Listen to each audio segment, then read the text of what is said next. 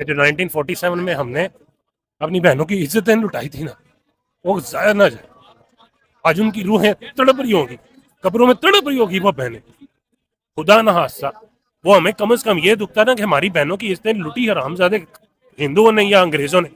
یقین کریں اگر یہ حالات رہے نا تو یہ سارے امیر ہماری بہنوں کو روڈ پہ پسند کیا کریں گے. ہمیں جج پتہ کیا بولے گا کہ اپنی دوسری بیٹی بچاؤ، اس کا کیس واپس لے لو، اپنا دوسرا بیٹا بچاؤ. پہلا بیٹا مار دیا نا جس نے، وہ دوسرا بھی مار دے گا. ہمارے کورٹوں میں ایسے ہو رہا ہے. کیولری میں ایک ایسا نہیں ہوا تھا کہ ایک بیٹے نے اپنی بہن کے لیے لڑا، اس کو مار دیا گیا، کوئی ثبوت نہیں ملا. آخرکار اس ایک گارڈ کی قمیض ملی جس کے اوپر بلڈ لگا ہوا، پھر پھنس گیا. پھر اس کی ماں نے کہا تھا جج صاحب کو کہ جج صاحب میری بیٹی جوان گھر میں بیٹھی ہوئی ہے، اگر میں نے یہاں پہ کھڑی لی نا وہ اس کو لے جائیں گے، اور وہ مجھے کہہ رہے ہیں کہ تیرے گھر سے ننگی کر کے لے کے جائیں گے اپنے گھر تک. وہ ماں نے کہا تھا کہ اگر میری بیٹی کی ضمانت دے سکتے ہو نا اور میری ساری عمر کی ضمانت دے سکتے ہو تو میرا کیس آگے لے کے چلو. اور جج صاحب چپ ہو گئے تھے، جواب نہیں تھا. پاکستان کی سب سے بڑی عدالت کا جج ایک عورت کو جس کے ساتھ یہ ہوا ہو وہ طاقت نہیں دے سکتا، اس کو حوصلہ نہیں دے سکتا، اس کی حفاظت نہیں کرنے کا آرڈر دے سکتا، تو ہم کون سے انصاف میں لے کے بیٹھے ہوئے؟ ہم ان کے خلاف لڑ سکیں گے؟ یہ حمزہ شہباز دوسرے تیسرے، ہمیں نہیں یاد کہ اس ملک میں کیسے مقابلے ہوتے ہیں. میں چھوٹا سا تھا سنتے تھے عابد باکسر اور فلاں فلاں مقابلہ کیا، بندہ غائب. آج وہ نہیں ہے اس بندے کی وجہ سے.